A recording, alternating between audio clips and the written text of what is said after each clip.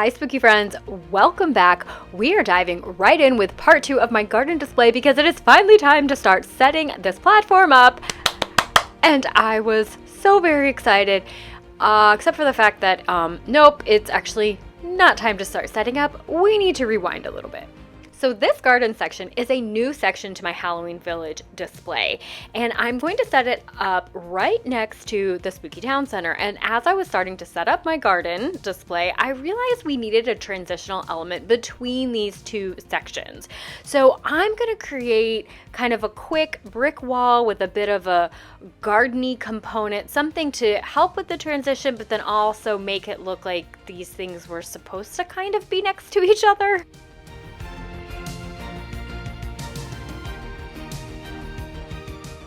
In between my sections of brick wall, I am going to put these columns. I did not do any brick detail on them. They're just super simple. This whole thing was like made on the fly. I kind of made them look a little bit like a concrete detail, and I'm going to put this little cap on top of them. Now, the brick element you can see kind of ties in with the color and the scheme of Spooky Town, which is right next to it. And then this brown styrofoam little platform basey thing is where we're going to bring in a little bit of the greenery garden element to transition into this haunted garden display. I'm starting off with this blended turf product by Woodland Scenics, which is a great first step for ground cover, but we are talking a creepy, haunted, overgrown garden. So we got to spice it up. I am going to use this stretchy green stuff. I will link what this actually is. You're going to see it a lot in this project to kind of cover most of the platform. As I was doing that, I realized the front of the platform was very boring. So obviously we have to hot glue some rocks. Okay, I'm serious this time. It is time to start setting up. Let's get the platform in place and start taking out our accessories and buildings.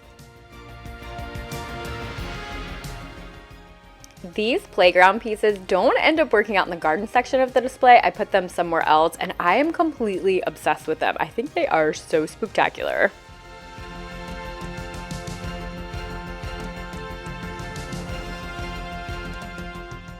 Buildings are going to be Slithering Gardens by Lee Max, Garden of Eden, and then Grizzly's Greenhouse. I got this on eBay. Didn't realize it didn't come with the box, but that was okay.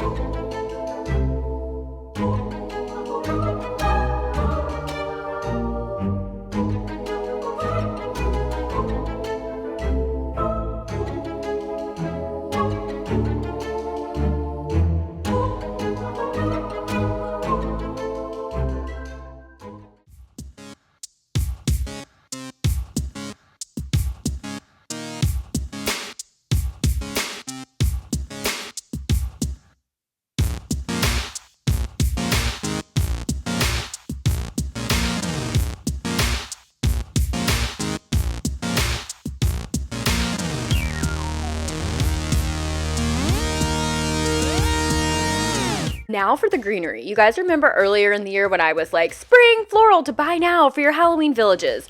Well, I love that advice for myself, but I really overwhelmed myself with the choices.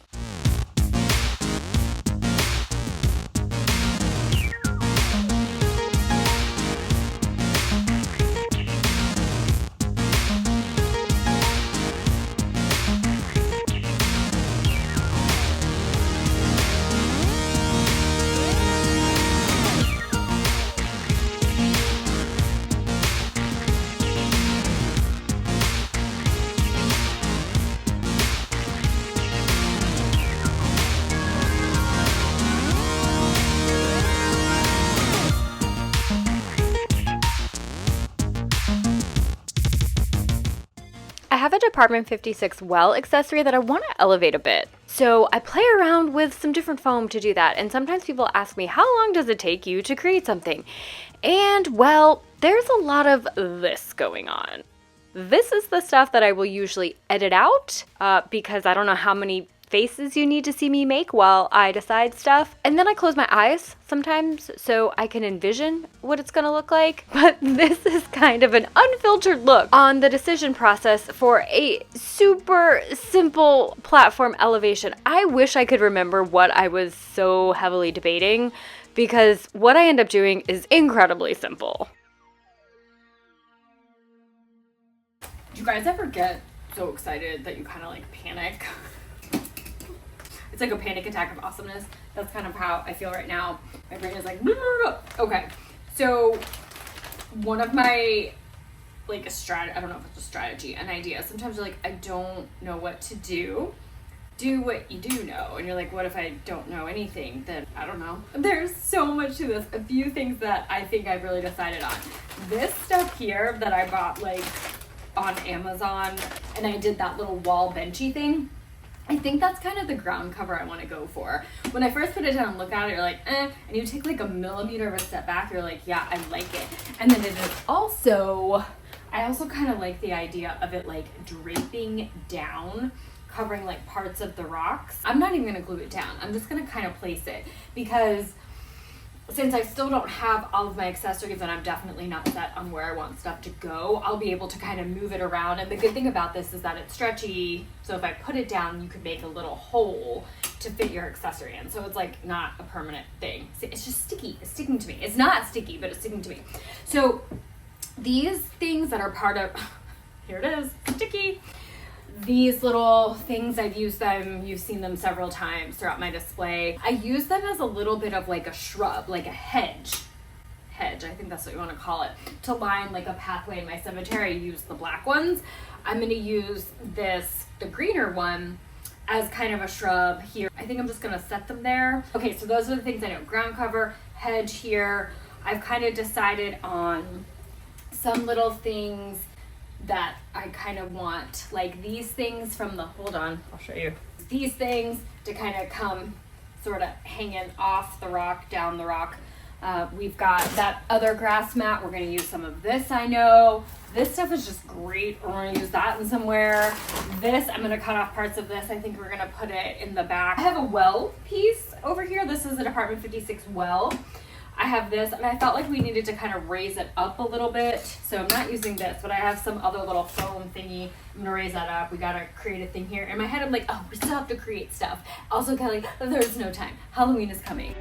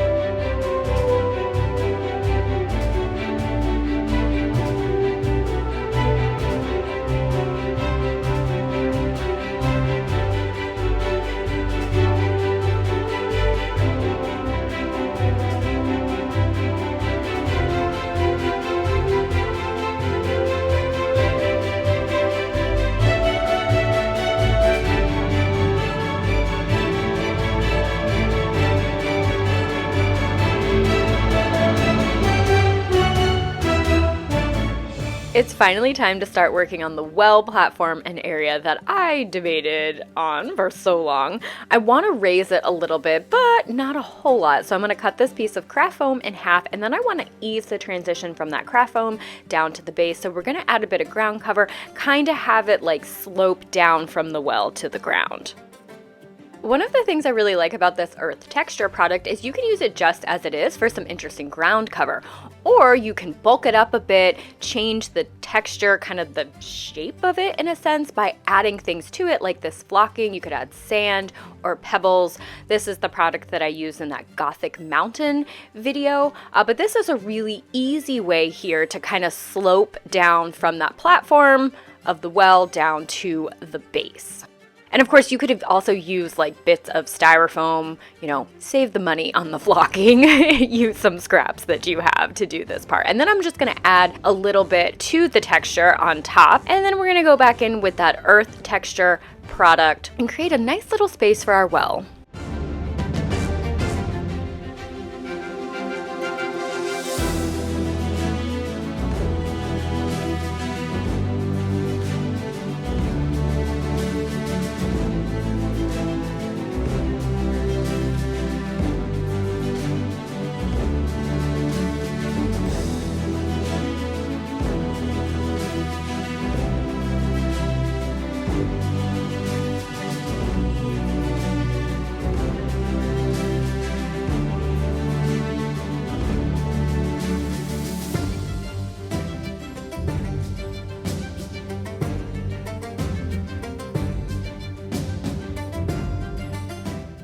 To finish up our well, I'm going to use this puddle product to create a little bit of a water effect around the well area.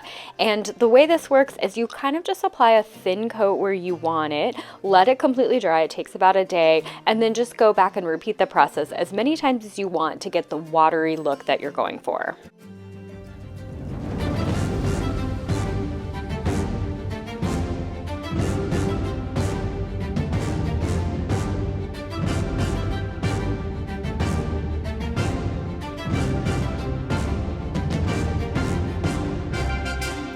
All right, let's work on that cave area. I'm going to use that earth texture product again to just kind of create a little bit of an interesting ground cover. I'm going to add some rocks and some greenery.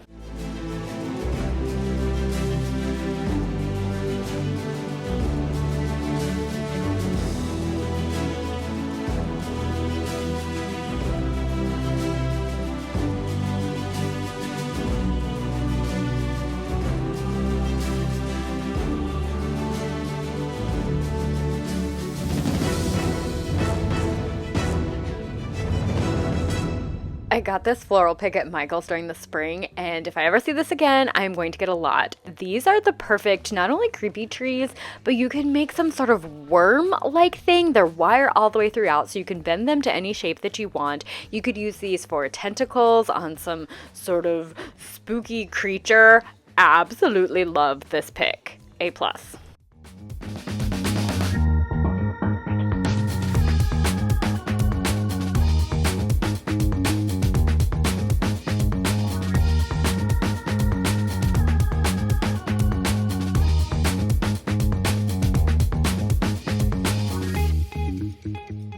I am also pretty sure that this haunted garden once had a beautiful sculpture garden component to it, a place that was serene and relaxing, but now these statues have been taken over by the garden. This one right here I got off of Etsy. The other one I'm pretty sure is an Ashland piece that I got at Michael's. I gave them both a black base coat, let that completely dry, and then I'm going to do a gray dry brushing.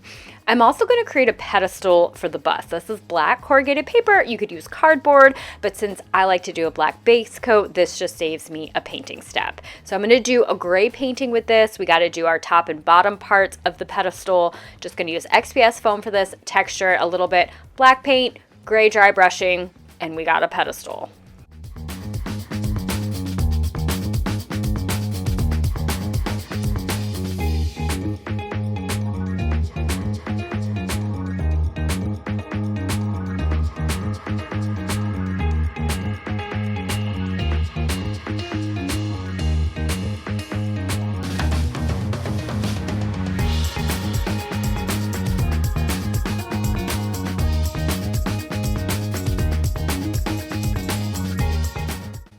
also have this Marie Antoinette bust that I got off of Etsy. It's a little bit smaller scale than the other two pieces, so I'm going to do a little bit of a smaller pedestal, and I'm going to have it broken. So I did the ends of it jagged, and I'm pretty sure I'm just going to have this like lay down in the garden.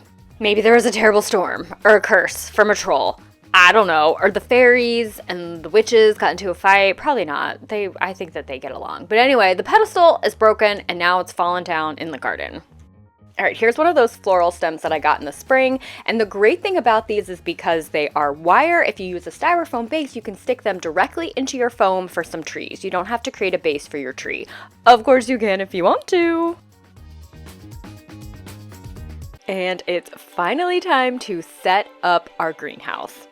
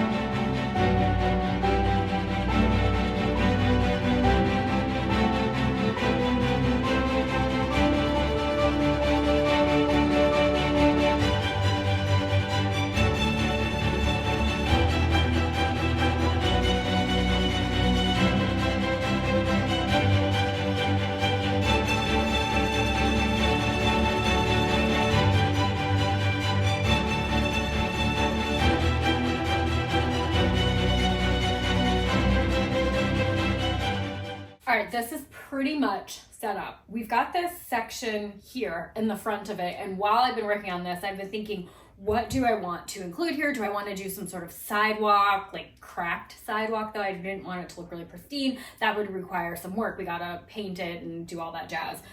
Do I want it to just be a road? And I think I kind of want it to be more of like a dirt-ish type road. So what I'm gonna do, and I wanna go fast. We wanna make something fast. All right, so I've got, again, this huge, massive roll of non-slip tread.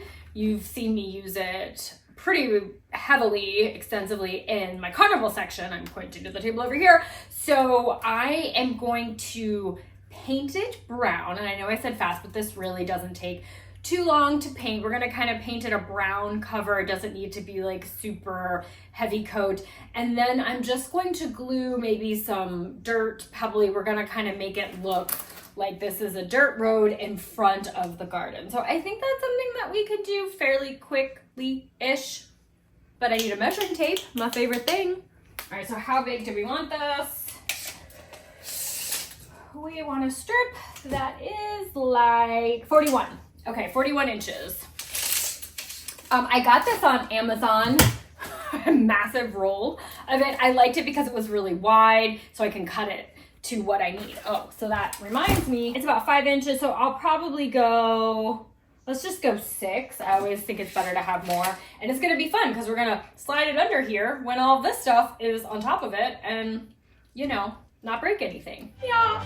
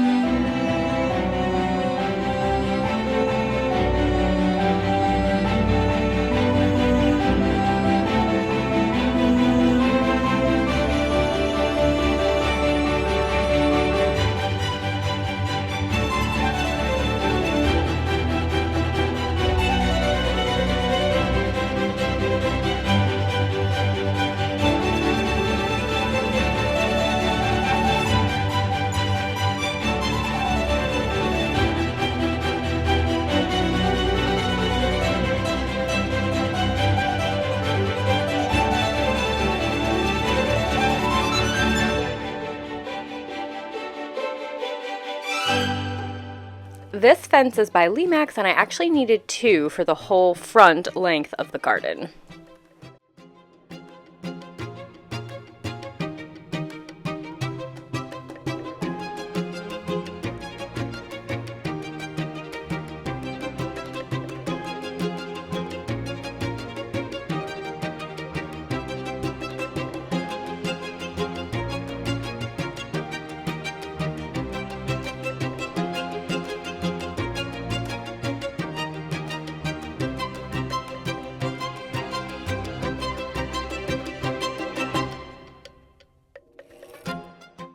And let's finish up our pedestals and get our statues in place for our final garden touches.